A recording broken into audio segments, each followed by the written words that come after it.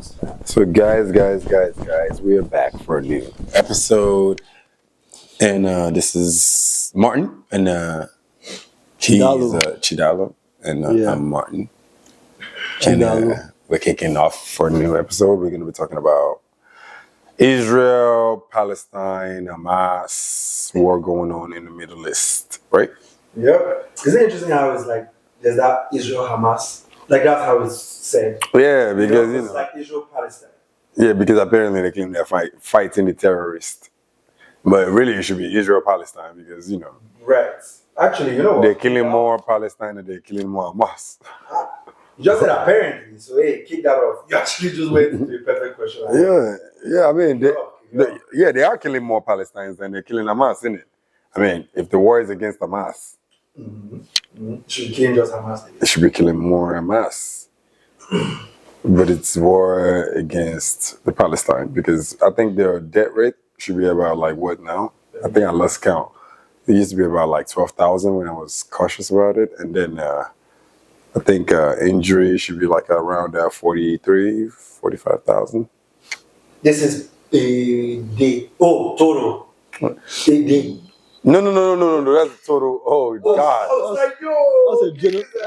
That's a genocide. I mean, That- it's a genocide. Yeah. I mean, well, bro. I mean, what else can we call it right now? I mean, How many Israelites have been killed? I think the reason why, How many Israelis have been I'm killed? about to check. I don't think they've killed up to 1,000. Israelis. Yeah. That's all, right? No, I don't think they've killed up to 1,000. That bomb that was popular, that made the news. So, Where they so killed far, Israeli kids. you've guessed 1,000. Yeah. What's your guess? Israelis have been I have no idea. 1,000? stood out. 1,000? More than 1,200. Okay. So at least we know 1,200. Yeah, no, yeah. That's not a lot at all. Yeah. Let's see. I mean, it's like a... And it depends on what sources that you might object to. They'll even give you. You understand the context? But at least they're all around the same. Yeah. So- you guys want to take a stab at the number of Palestinians? It's a range.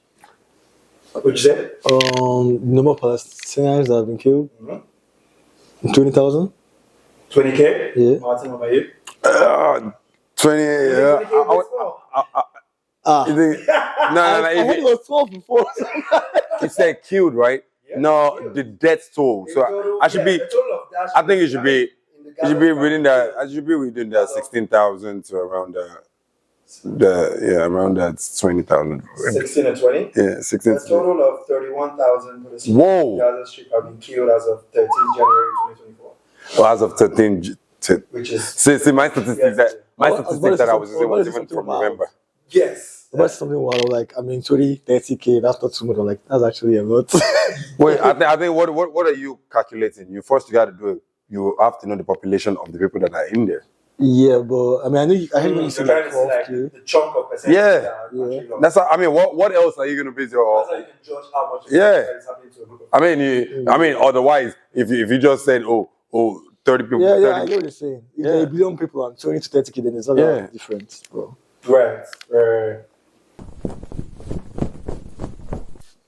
Yeah, so I want to come back and discuss this whole thing about terrorist organizations and the definition of terrorist organizations, right?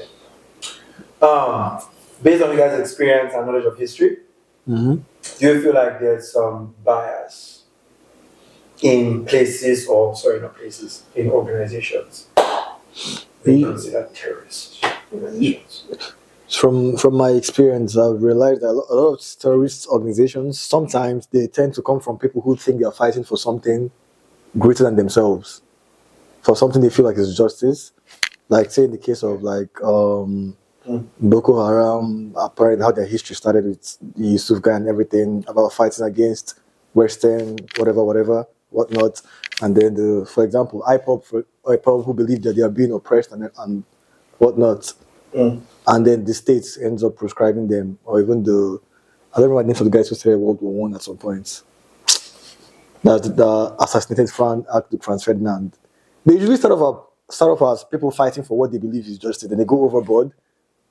I believe the states, as it should be, does determine who is and who is not a terrorist. If you're killing people, if you're killing innocent people, and you get prescribed the terrorist group, So it is what it is. There has to be some kind of order. I mean, it's one thing if it's within your own nation you're being called a terrorist. Like, Yeah. it is one thing if it's within your own nation or community you're being called a terrorist, and it's one thing for an outside this thing to call you a terrorist. True. Let me say something though. Like, it's one thing for Palestinians to call Hamas Terrorist. terrorist, and it's one thing for Israel to call Hamas a terrorist. That's a good point. Okay, but if you're asking for my own definition of a terrorist organization, if you're fighting for something and you along the way, the minute you start killing innocent people in whatever thing you're fighting for, I think you're a terrorist. That's to me. But how do you now quantify innocent people sometimes? if you're killing people that have governments Yeah. have said sometimes they state terrorism. Right. There is state terrorism. Okay. So, but once you start killing innocent people who are trying to get their daily bread, at that point, that's a terrorist act. But most times, nations proscribe groups as terrorist groups within their country. Or in Israel's case, well, Yeah, that's a different case though. Well, I mean, even though we have the narrative, there's one thing for an outside need. But I mean, I think when your motto is for like a wipeout of a whole race or something like that, you're a terrorist group, man. Yeah, you're a terrorist group, man. I'm sorry.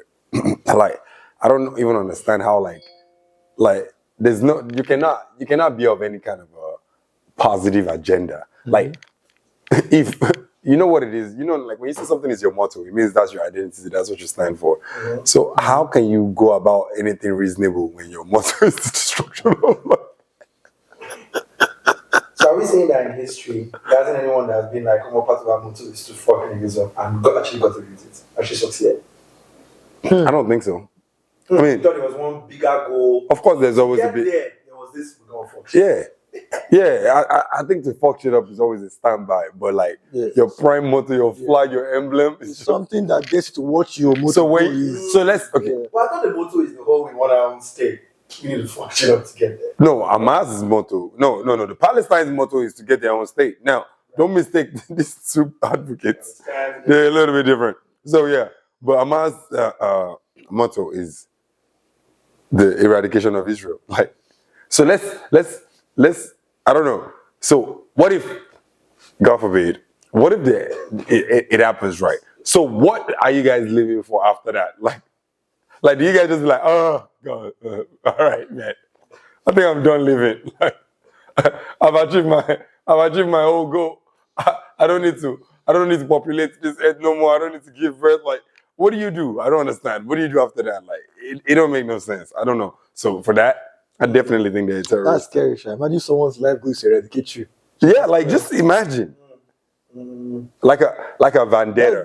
And it's not you took it away. You took it away from just like something so personable. You took it to like yo, as long as these people keep having kids and their kids are born under like the Hamas regime, they're supposed to buy into destroying it all. Like, that's crazy. Like, you know what I'm saying? It's wild. From a part of sympathy, is there no way that we can say that oppression eventually leads you? Like, for example, if part of the black community was like, we're going to go to war with some white people for sure. Mm-hmm. Would you look at that and be like, really, your motto is to eradicate white people for real? Or would you say, from long bits of suffering, I guess some of you guys have picked up arms eventually? See, being naturally someone who tries to understand other people's motives, it's not a surprise that like those kind of groups keep springing up in usually oppressed people. So I think it's a dumb thing to do. You get isn't any liberator a terrorist? True. That's my point earlier. They usually believe in something greater than themselves. They have what they think is a positive goal in their own heads. Mm-hmm. But yeah. So but then we did say that your definition of terrorism was the loss of innocent lives. Yeah, I think when liberators did achieve that without killing of innocent lives, should they still be considered terrorists? I don't think so. If I believe in their goal, I wouldn't say they're a terrorist. Right, but then we have overarching things like the ICC that dub. Yes, like Actually, good question. Do we even believe in that? What's your take on the ICC? let me give you a good example. Some people don't think IPOB is a terrorist group. To Yes, today, a lot of people a don't. lot of people don't see them as a terrorist group, but like they are prescribed as a terrorist group. So at the end of the day, it depends on who you're asking. I mean, sometimes legally, it does. Sometimes it's not just. I mean, yeah, legally we get it, but like sometimes, like legally to what? Legally to someone else's agenda, to someone else's purposes. Like Netanyahu is a terrorist, but ICC doesn't say he's a terrorist. I think he's a terrorist. Like you're flying what's it called? Stealth bomb and carpet bombing a country that has no air defense system. For what reason? Like that's not a war. It's not proportionate. Like you understand what I'm trying to say? It doesn't make no type of sense. Like you bring in an arsenal to a guerrilla strategic warfare. Like right now they will kill more Hamas if Netanyahu has put more money on guerrilla tactic strategy. And I'm not saying like sometimes in war, because if you declare war on someone, I'm not saying you shouldn't have like certain things. Like for example, like the United States just bombed Yemen, the Houthis in Yemen. But you see the kind of missile that they use, precision guided missile with very very low explosion impacts. This is things that Israel should be like. If anything, what the United States just did is to prove that Netanyahu is a war criminal. Like, if anything, because they knew what they were trying to do is, send a message. You know what I'm trying to say? Like, so, and this is all what's it called? Israel has in its arsenal in comparison to October 7th. Like, someone needs to at least, at some point, someone needs to find Pierce. Huh? That's three versus support. What do you mean by that's what they have in their arsenal? Yeah. I mean, like the United States is the biggest funder of Israel's what's it called? Israel's war arsenal. And I mean, do you even know they are the only one that have the benefits to be able to tweak what they buy from the United States to adjust it to certain things like. They could even go custom. Like, nah. That's what I'm trying to say. They're the only one that's allowed to do that. I mean, that is allowed to do that legally. Iran does it now, but they have like old what's it called? United States jet fighters. They have like maybe F-14s, F-15s. Those are like old since 1970. No. They bought it back then when the United States gave it back then to Iran when they were trying to defeat Iraq. Okay. When they were at war with Iraq, and proxy exactly. So, like your point about or terrorists or who should be a terrorist. I mean, sometimes we don't have to just leave it to the upper hand because sometimes the cry of the people demanding of what is necessary should be what is paramount. Because like you cannot tell us Netanyahu is not a war criminal. All this death toll of the people that is on his head. Before any of the Israeli military came into any kind of conversation with Hamas, it was maybe like 6 days, 5 days serious airstrike bombing. Like, come on, man. Like who do you? And they're saying like let's be reasonable. Let's be very reasonable. Like Israel could do a way better job than what they've done. They could do a way better job. Like and the reason of what the benefit of why the world embraces Israel is you look at the religious doctrine and heritage of what they have, what they've been through, the tales. Maybe it might not even necessarily be tied to what it is the Israel now, but that's the sentiment with a lot of Western ideology.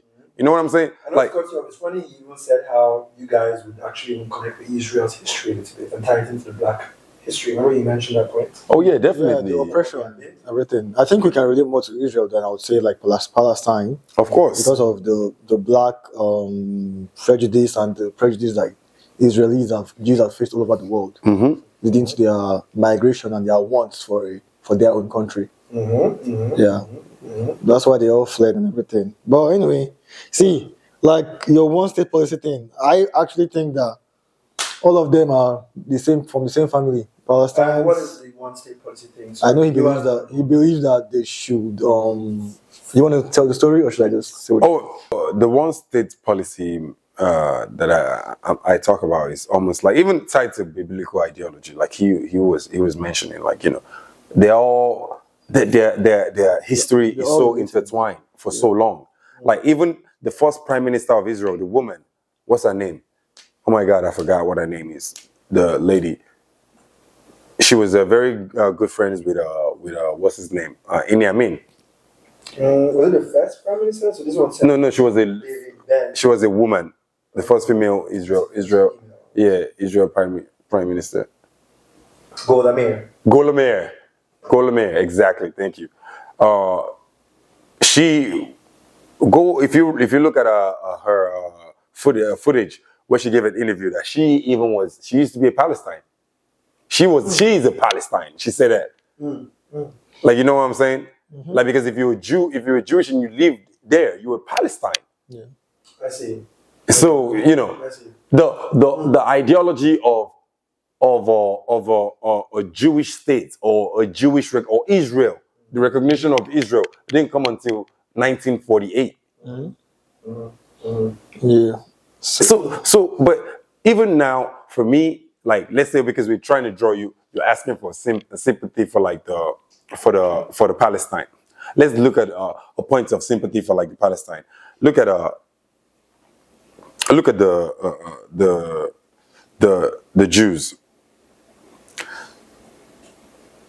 If they were really, really fighting for a place of birthright and all this kind of things, and there was never any kind of scheming or any kind of thing to create like a Israeli state, what was all the calculation on maybe it should have been Uganda, it should have been Argentina, it should have been all these surveys and all these things that they did, all this like now if we look at Idi Amin's narrative is a terrible narrative, more than maybe now some of his stories coming to light. But Idi Amin is an ignite, someone that came up from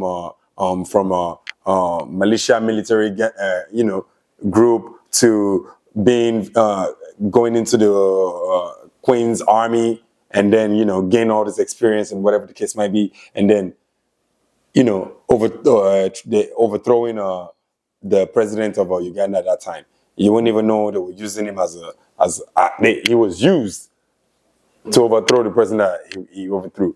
And while the reason why he kicked the Jews away from Uganda was in reference to what was going on with the Palestinians, because he understood what was going on and he was a sympathizer.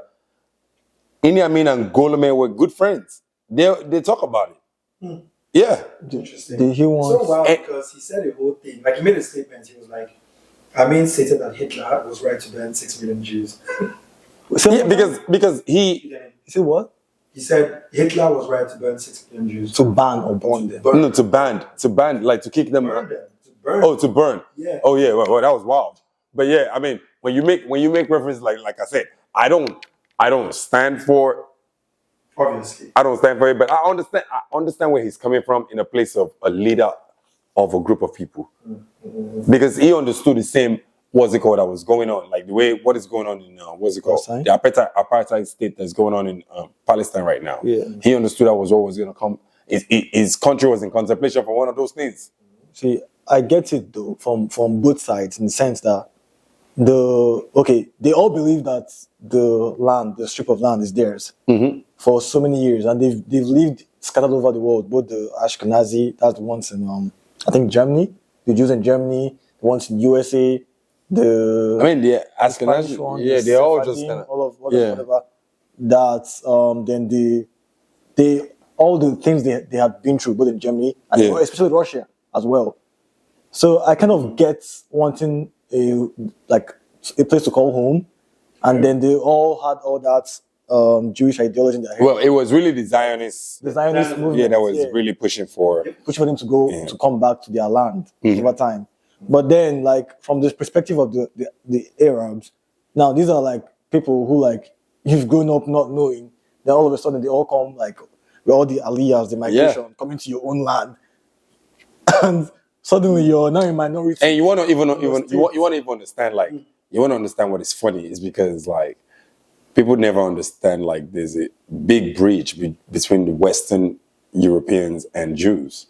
Like, they've always been the most detrimental things to the Jews, in the sense that, like, even the large flocks of Jews into Islamic region was because they were running away from Western European, Western European Christians and Western and Eastern European Christians, because, like he said, during Lenin time they killed a lot of Jews. During the Marxist time, they killed a lot of Jews. Hitler killed a lot of Jews. Even before that, like, very clearly, I was finding out that the First Crusade. Do you know what the First Crusade was against? didn't read too much. The First Crusade was against killing Jews. That is crazy. So there was a guy. I don't know if this is a big speculation. He was talking about that even the Catholics were funding. I know this can be true, so don't let me even bring too much. I haven't even thought much. Yeah, because he was saying the Catholics were funding Mohammed. They were funding Mohammed to create Islam, so that they could have more oppression, more team again ganging up against the Jews. And then all of a sudden, the Islam became so big. Why would the Catholics do that to Jews? Because the Catholics have always been killing Jews from the beginning. The Catholics funded Hitler. Well, the Catholics were in cahoots with Hitler. What's it like? You didn't. I don't know about the Catholics and Hitler. No, you could look it up. I don't know about Catholics and Hitler. I mean, you could. It's things you could find. I mean, World War II's Pandora's box has been opened a long time ago. It's important to note that while Hitler was baptized Catholic, he did not identify as devout Catholic, but there was later religious affiliation. So, I mean, that's what do you want him to read out again? Like, many Catholics throughout history have condemned his actions, but the Catholic Church had actively worked to address Nazism, the spread of the ideology he promoted. So the Catholic Church against it. There was clear connection before. The Catholic Church is now doing a lot to address Hitler's opinions. Yeah. You know what I'm saying? They're trying to push themselves away from it. I mean, I don't know. Bro, wait, what do you think? What's Catholicism and Crusade? Do you understand that? Wouldn't surprise me at all. I'm not saying Catholic in the 1930s. Most of them lived. No, yeah, 1939 was when World War II started. See, the Catholic Church has been accused for a lot. No, I'm sorry, that's World War. The Catholic Church has been accused of doing a lot of things in the past. True. That wouldn't surprise me. I just don't know. That's it. Really. Well, there is a follow-up, which I would price. The Catholic Church in Germany opposed the Nazi Party, and in 1933 elections, the proportion of Catholics who voted for the Nazi Party was lower than national average. Although it does mention that there were some people who did vote for the Nazi Party. Yeah, okay, but that is different in the sense that, like, then there was even they didn't support. That didn't have nothing to do with the Jews, because then I don't think Hitler was he wasn't that flamboyant about what he was going to do to the Jews. You get what I'm trying to say? So no, the support really came more when they saw his motive that you're going to advocate more for Christianity and bring down the Jewish society. So that's when what's it called? I would say more of the support came. But anyways, so either way, but you would think like the Arabs have always have like the biggest hatred towards the Jews. Right. But the Arabs' beef is with Christians, not with Jews. Yeah. Interesting. So at this point, would you just tell the whole Hamas thing, like, look, what's the consequence of this war at this point? You're losing your lineage, people are dying. Just give up. See, I was with Chida Low, right, when he was talking about, you said something about, like, something like Hamas comes from oppression. And he's very right. Like I think Hamas would have made so much sense. Like, I don't even think, like, like, because even a lot of people that advocate for Hamas, they're trying so hard to advocate for Hamas, and it's so hard because, like, how can you advocate for someone that, like, they're not realistic? You understand what I'm trying to say? Like, what is a negotiation between Israel and Hamas when your motto is the destruction? Like, why would I want to go and negotiate with someone that, like, his motto is my destruction? Anytime I even feel like we're supposed to sit down and negotiate, I feel like this guy, his last mission on right there is like to blow me up. It's not negotiation. Anything he's gonna agree on is detrimental to me. like you know, So how you find it too? Because you started it with you agree with him on the whole oppression thing. Were you gonna tie it in? no, I'm saying, like, Hamas should have had a better presentation. Your motto cannot be tied to something like people's genocide or anything like that. Like, then you can find sympathizers, because anybody can understand. Hey, Nelson Mandela was once a terrorist, all right, and now he's one of the greatest presidents that's ever ruled South Africa. You know, well, I'll let the South Africans speak for that, but We'll bring one on the show. yeah, you know what I'm saying. So like until your narrative is well heard, and everybody can plead a case for it, then you know a certain part of it might change. That's what I'm trying to say. But, like, when your motto is not even something to bring to the table to you know, talk about, like like, we gotta be able to be reasonable and start from somewhere, man. Like, Right, because if we really look at Christianity, right? Look at the motto they came with. Even if they did a bunch of what they did, the motto wasn't "we're coming to extinguish." you know what I'm saying? Exactly. Even if you do something bad, you can always come and say, "Hey, it's the bad ones amongst us. Those don't represent us all." Yeah. You know what I'm saying? Like, it's kind of like saying you're fighting racism, but you want to destroy white people. Yeah. Yeah, exactly. Like, you know what I'm trying to say? Like, it makes no sense. Yeah, like, that's exactly what. So, but in all honesty, Hamas has to go. Well, Hamas has to I go. have a counter though, actually. But what if maybe like when Palestine presented like that they wanted their own state and they couldn't get to middle ground with Israel? Maybe that's what's led to Hamas. Well. In props to the Israel's part, like, don't let's make it seem like since 1948, like, you know, a lot of wars. There's a 6-day war that happened. The several wars that happened. So these people have tried to show their braggy rights, and they lost. So clearly, you know, because they instead of them believing more on strategy, they were more on their religious doctrine to fight the war.